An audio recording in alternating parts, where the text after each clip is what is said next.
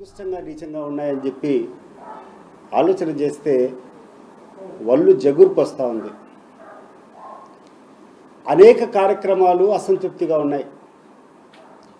అనేక హామీలు ఈ కూటమి ప్రభుత్వం ఇచ్చినటువంటి అన్నీ కూడా అసంతృప్తిగా ఉన్నాయి. వాళ్ళు ఇచ్చినటువంటి వాగ్దానాలు ఒకటి కూడా పూర్తి కాల. వాళ్ళు చెప్పినటువంటి సూపర్ సిక్స్లో ఒకటి కూడా అమలు కాల. ముఖ్యంగా వాళ్ళు గొప్పగా చెప్పుకునేది ఇంతవరకు ఈ సూపర్ సిక్స్లో మేము గ్యాస్ది అమలు చేస్తామని చెప్పారు. ఆ గ్యాస్ది కూడా పోయిన సంవత్సరం అంతా కలిసి ఒక గ్యాస్ సిలిండర్ ఇవ్వడం జరిగింది. ఆ గ్యాస్ సిలిండర్ కూడా 100% కూడా అందలేదనేది వాస్తవం. 40% మందికి ఈరోజు ఈ యొక్క గ్యాస్ కనెక్షన్లు రాలే.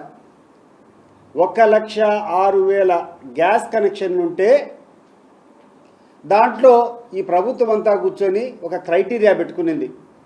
అర్హత ఎంతమందికి ఇచ్చిందంటే 85 లక్షల మందికి అర్హత ఉన్నట్టు తెలిసింది ఈ ప్రభుత్వం. కానీ 85 లక్షల్లో 54 లక్షలు మాత్రం ఈ యొక్క గ్యాస్కు సబ్సిడీ ఇచ్చారు.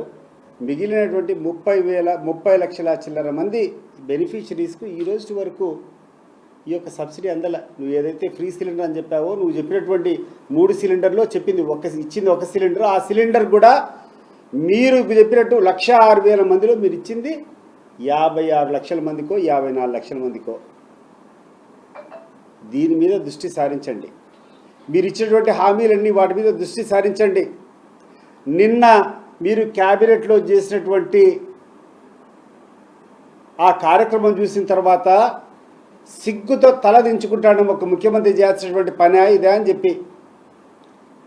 ఒక వ్యక్తి అనారోగ్యంతో గడిచిన 2-3 సంవత్సరాలుగా అనారోగ్యంతో బాధపడుతున్నటువంటి ఒక వ్యక్తి చనిపోతే ఆ వ్యక్తిని కూడా నీ యొక్క చిల్లర రాజకీయం కోసం, చీప్ పాలిటిక్స్ కోసం 40 నిమిషాలు నువ్వు క్యాబినెట్ సమావేశంలో మాట్లాడానంటే నీ స్థాయి ఎటువంటిదో అర్థమవుతుంది. చంద్రబాబు నాయుడు గారు, నువ్వు ఒక గొప్ప విషనరీగా ప్రొజెక్ట్ చేయబడ్డావు.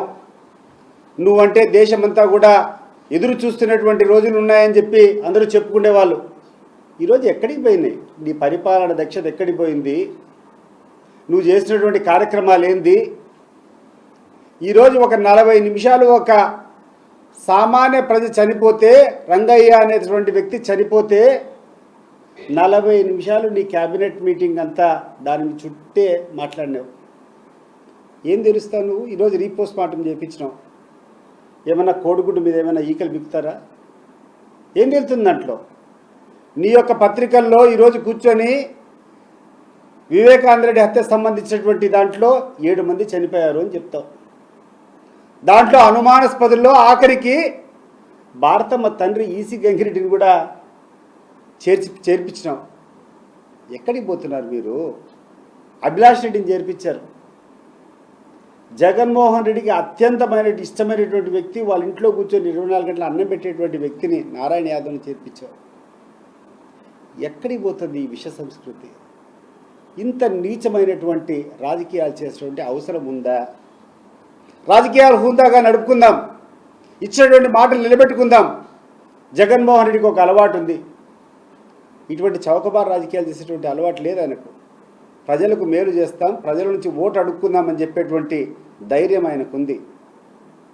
ఆయన ఉన్నటువంటి 5 సంవత్సరాల్లో ప్రతి ఒక్క సామాన్య ప్రజలకు కూడా ఆయన ఇచ్చినటువంటి సంక్షేమ పథకాలు డైరెక్ట్గా అందజేసేటువంటి గొప్ప నాయకుడు ఆయన. దాదాపు 2,80,000 కోట్ల రూపాయలు జగన్మోహన్ రెడ్డి గారి హయాంలో డైరెక్ట్ బెనిఫిషరీ ట్రాన్స్ఫర్, అంటే మధ్య ఎవడే కానీ దళారి లేడు, నేరుగా ఈ యొక్క లబ్ధిదారునికి డబ్బులు చేరేటువంటి సంస్కృతి. నువ్వు ఎప్పుడు చూసినా ఎక్కడ మాట్లాడినా నువ్వు, నీ కుటుంబ ప్రభుత్వము, నువ్వు, మీ దత్తపుత్రుడు, మీ వాళ్ళంతా కూర్చొని మాట్లాడేది విధ్వంసమైందంటారు, అవినీతిమయమైపోయిందంటారు, రాష్ట్రాన్ని అంతా దోచుకున్నారంటారు. ప్రతి రూపాయి ఎవడే కానీ దళారి లేకుండా నేరుగా బెనిఫిషరీకే ఆయన అకౌంట్లో చేరిపోతే అవినీతి జరిగేదానికి ఎక్కడైనా అవకాశం ఉందా చంద్రబాబు నాయుడు గారు? ఒకసారి చెప్పండి. విధ్వంసం గురించి నువ్వు మాట్లాడుతున్నావు. ఏం విధ్వంసం జరిగింది? ఇప్పుడు జరుగుతోంది విధ్వంసం. కష్టపడి జగన్మోహన్ రెడ్డి గారు 750 మెడికల్ కాలేజ్ సీట్లు ఈ రాష్ట్రానికి తీసుకొని వస్తే మాకు వద్దు ఈ సీట్లు అని చెప్పి వెనక్కు రాసినటువంటి దౌర్భాగ్యం నీ ప్రభుత్వంది కాదా చంద్రబాబు నాయుడు గారు? ఒకసారి చెప్పండి. సామాన్య విద్యార్థులు ఈ యొక్క ఉన్నత విద్య అభ్యసించాలంటే ప్రభుత్వ కళాశాల ఉండాలని చెప్పి ప్రభుత్వ కాలేజీలు శాంక్షన్ చేస్తే వాటికి నిధులు ఇచ్చుకోలేక పీపీపీ మోడల్ అంట. ఏం పీపీపీ మోడలా అంటే నువ్వు డొనేషన్లు పెట్టుకొని వాళ్ళకి ఎక్కువ ఫీజులు పెట్టుకొని పేద విద్యార్థుల దగ్గర నుంచి డబ్బు గుంజేటువంటి కార్యక్రమాలు తీసుకొని నీకు నచ్చినటువంటి వాళ్ళకు ఈ యొక్క ప్రైవేట్ ఈ కళాశాలలు ఏవైతే ప్రభుత్వం తరఫున శాంక్షన్ అయినాయో ఇవన్నీ కూడా నీకు నచ్చినటువంటి వాళ్ళకి ఇచ్చేసి డబ్బులు గుంజే కార్యక్రమం చేసి నువ్వు విధ్వంసం గురించి నువ్వు అవినీతి గురించి మాట్లాడుతున్నావు.